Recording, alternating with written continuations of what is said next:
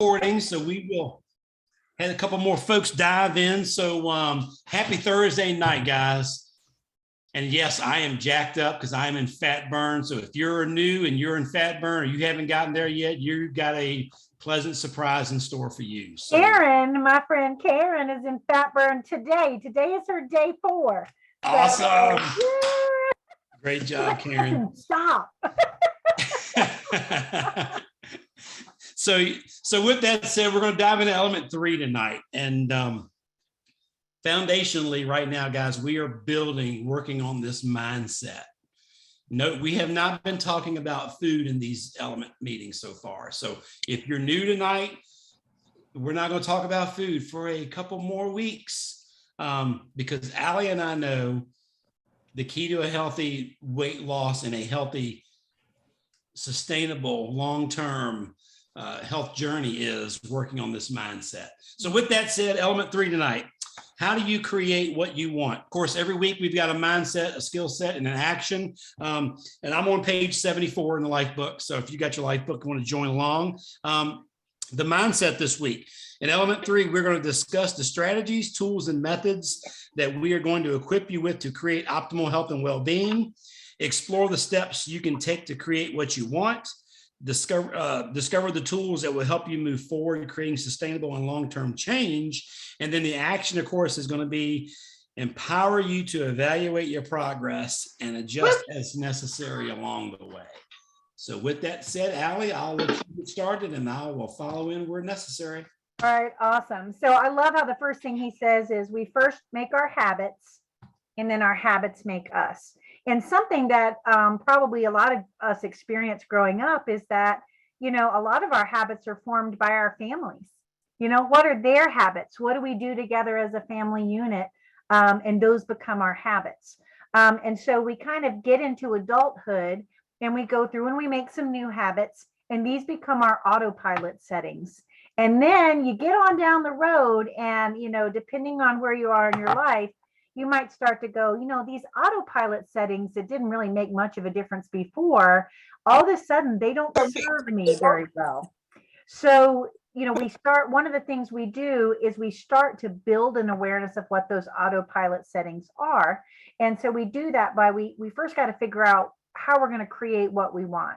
So I came into this program and I didn't know how all these 6 different habit areas work together for my health as a whole, right? I had done a million diets. I lost and gained the same 20, 30 pounds a million times, but I never changed my habits. I ate whatever the weirdo stuff was or drank whatever the weirdo stuff was. And then the minute I stopped doing that, I gained all the weight back. And that was because all those other habits that were not so great, some better than others, they unraveled all of that wonderful weight loss that I did by just changing my nutrition or just changing my healthy motion or exercise.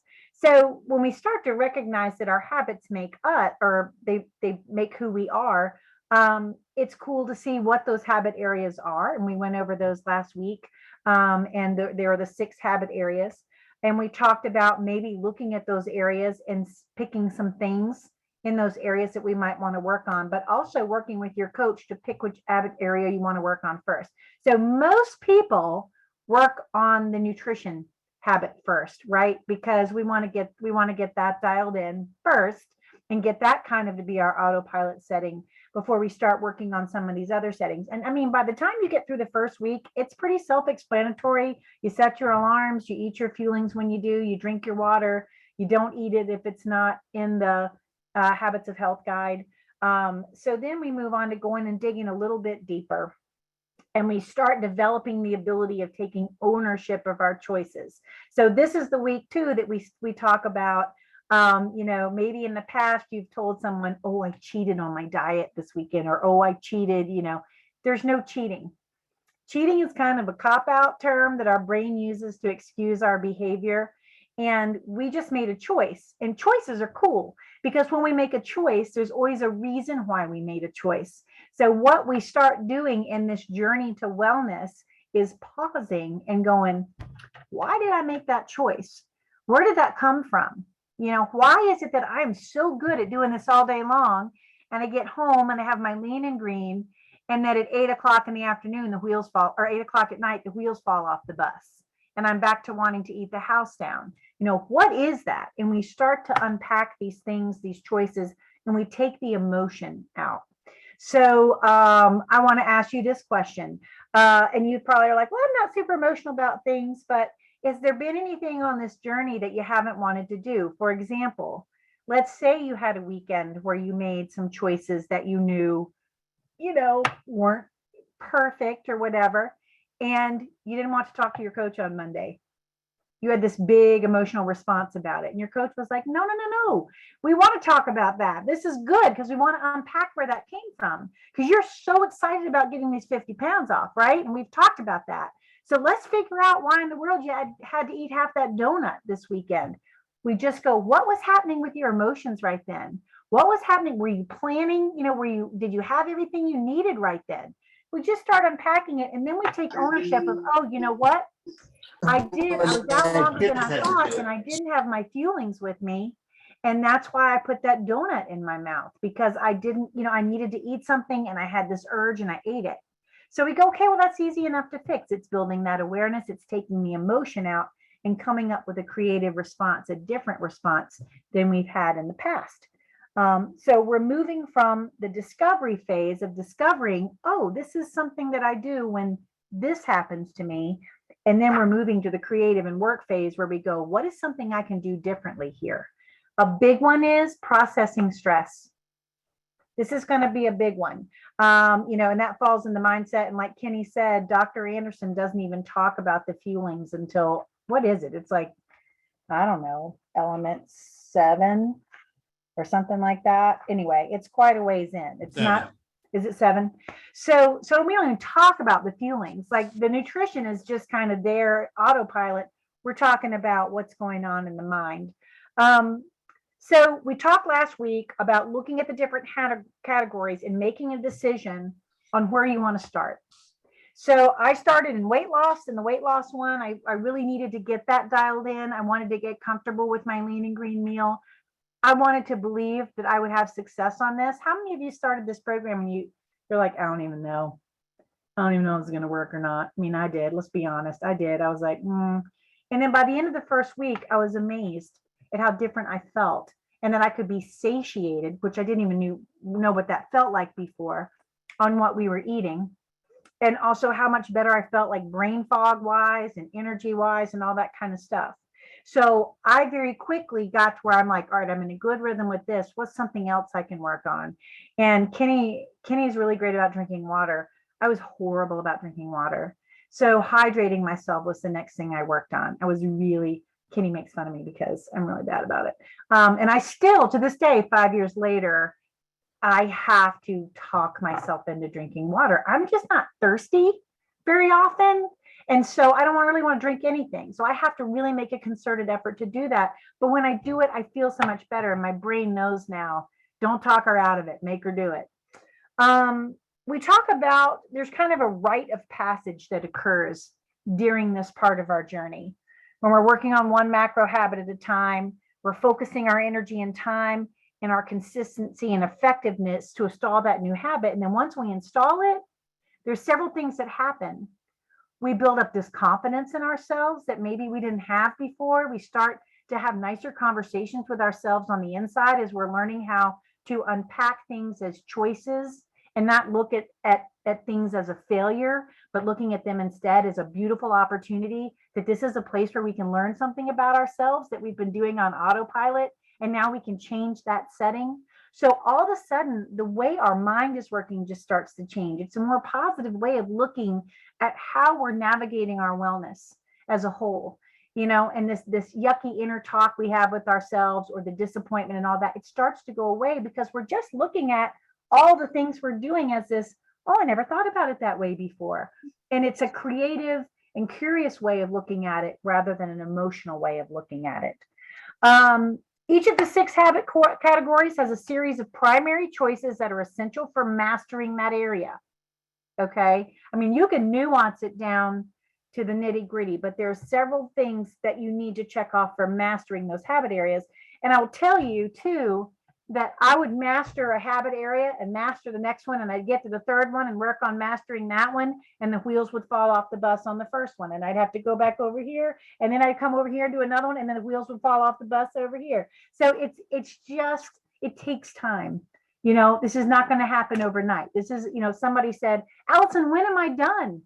And I said, well, you know, you'll hit goals and you'll get done stamps on those goals, but this journey of unpacking and learning about yourself and growing in your health and wellness, that's the rest of your life. Because if you're going to either grow or you're going to not grow, and you're actually going to slowly start to go backwards. So that's something to think about. So one of the ways that Dr. Anderson helps us do this is we build a structural tension chart. So if you look on page 80, I'm gonna be honest. When I first saw this, I was like, I don't want to do it. I don't want to do it because it just made me uncomfortable. But I didn't like looking at my current reality. But let's be honest. I knew I needed to start this. I was at a rock bottom moment. So I wrote down my current reality. I wrote down what secondary choices that I could make that could help me get to my desired result, which was, at the time, I told my coach I wanted to lose 20 pounds, knowing full well Allison needed to lose 50 pounds, like big time. We're just going to take it in little bites. So my secondary choices were, you know, do the fuelings, eat the lean ingredients, drink the water, right? And set the alarms. Those were my secondary choices. I had to start real simple. So I started out with that. I would visualize my goal. Now, I want to tell you why it's important to visualize your goal. When I started this program, I couldn't see myself being that 50 pounds lighter person. Does that make sense to anybody in here?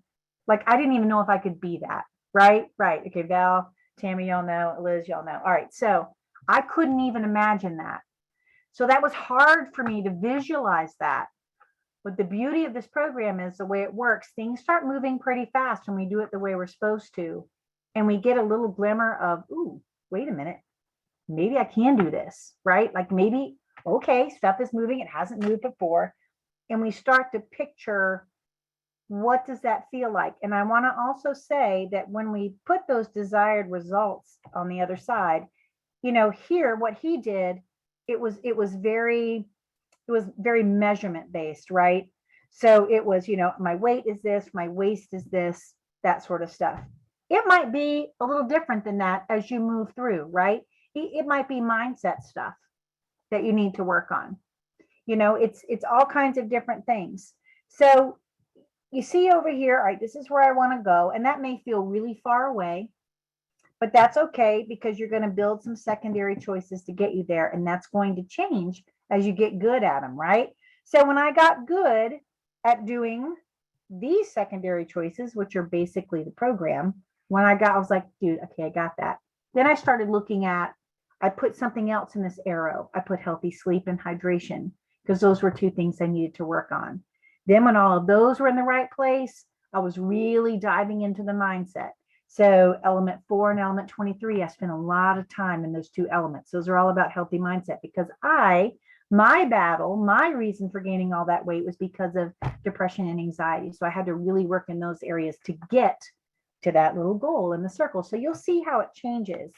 And Kenny, feel free to pop in if I'm getting you all jazzed up about something. You're good right now. Okay. So then we're going to keep moving, just moving on through. We've got a habit loop.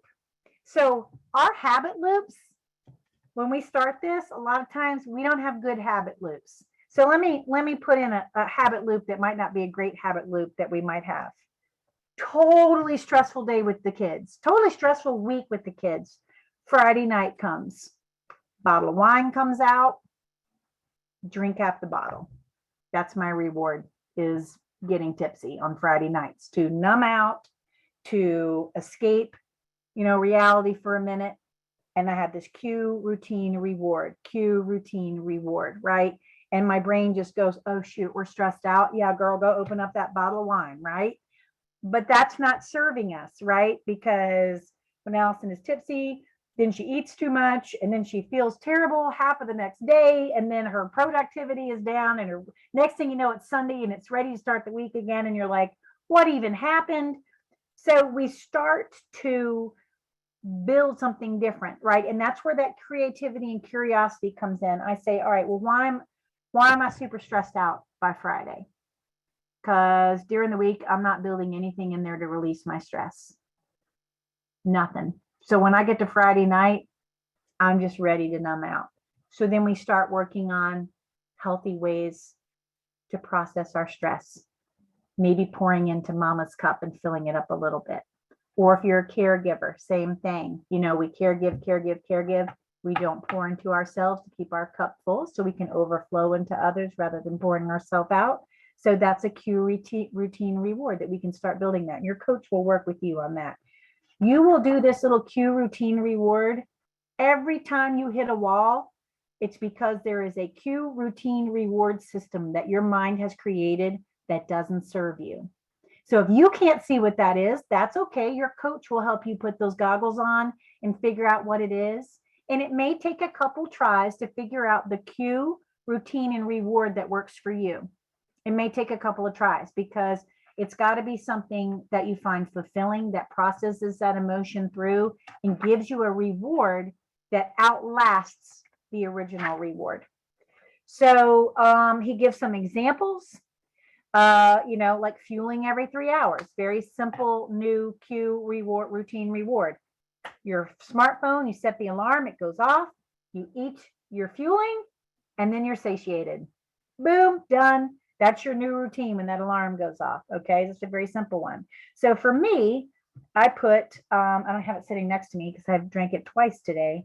I fill my 32-ounce water cup in the morning and it just follows me around all day long. I drink 2 of those or more a day, and then I get my hydration in.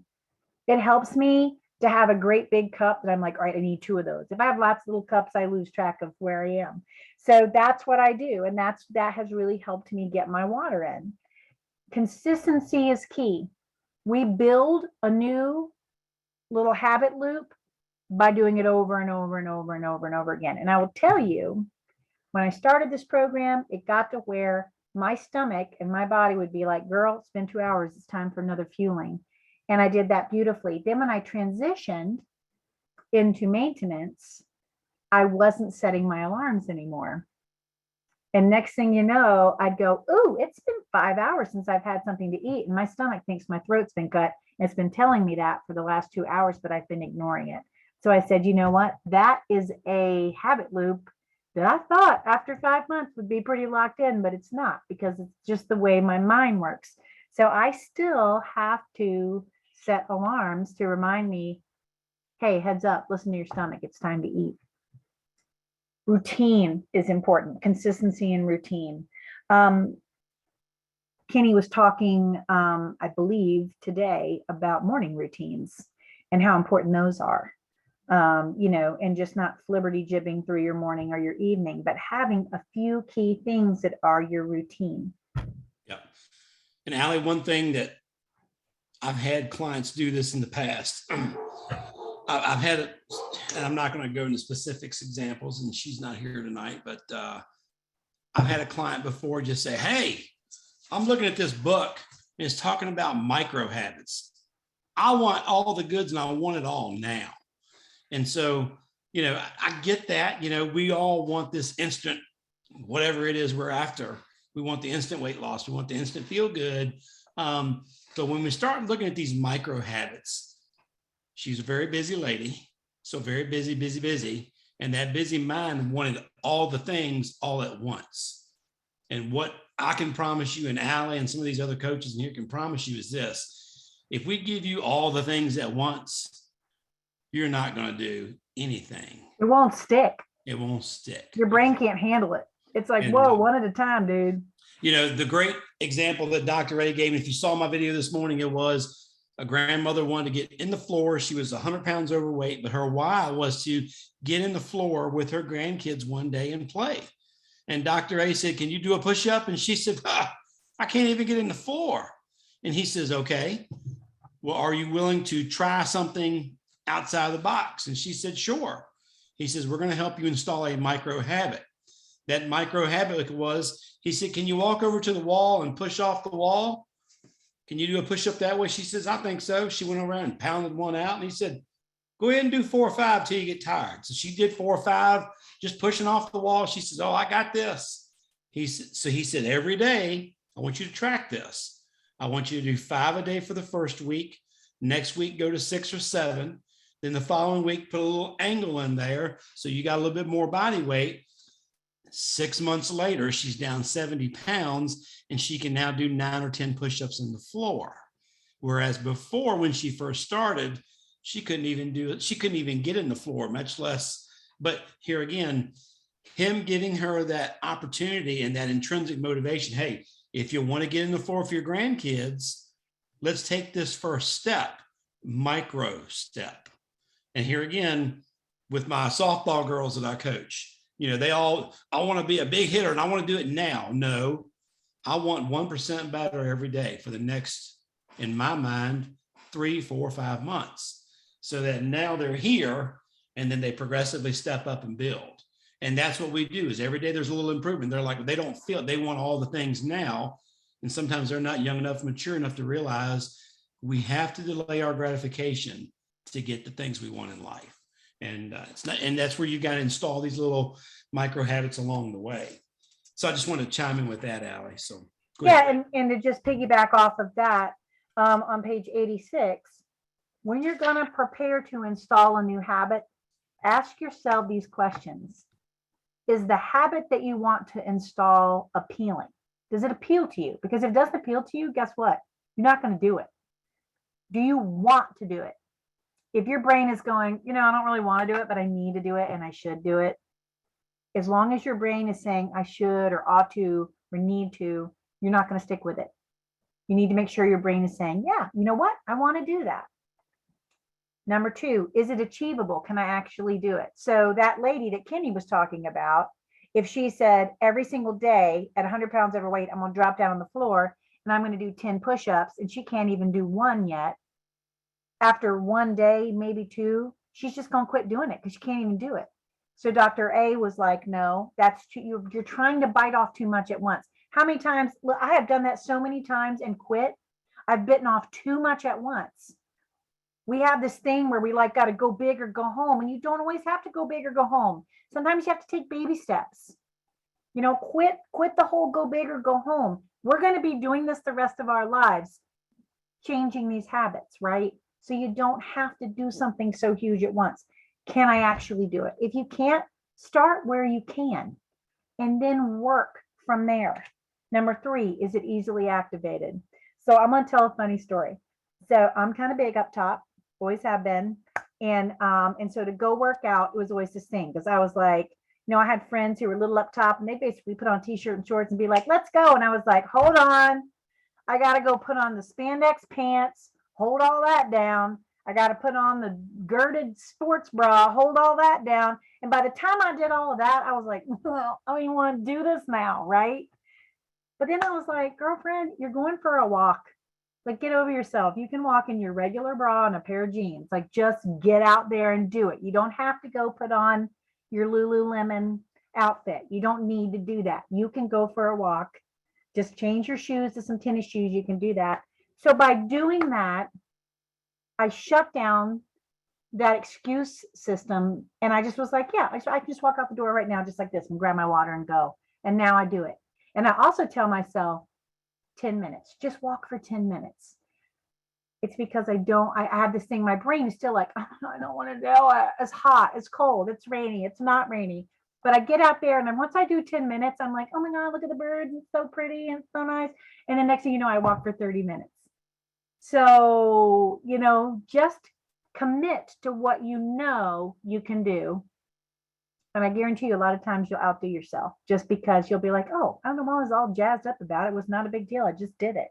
So those are the 3 things. Is it appealing? Do I want to do it? Is it achievable? Can I actually do it? And is it easily activated? Is there a prompt that reminds me to do it? So, in order for it to be achievable, you have to be able to do it every day. Brushing your teeth. I brush my teeth every day. I also make up my bed every day. Sometimes I make up my bed 5 minutes before I crawl into it. That's so stupid. I know y'all are like, Allison, whatever. It's just a thing. I have to do it. Some days I hit the ground running and I'm like, oh, I forgot to make the bed. And my husband goes, dude, we're getting into it like now. And I go, I have to make it every day. It's just my thing. So if I didn't get anything else done, I just made the stupid bed, and it's a accountability thing for me. So just, let it be. That's what a micro habit is. It's something you can do every day. It's by definition easy to do. It's always within your ability in terms of ease or effort, and it takes into account other limiting factors such as time constraints. Okay, so just think about that. This is new, right? This might be new to you. Think about it. This was a very different way of thinking for me than I had ever approached getting healthy before. It was always 1 hour at the gym, you kill yourself, you can't walk for the next 3 days, and I never stuck to it. This is totally different.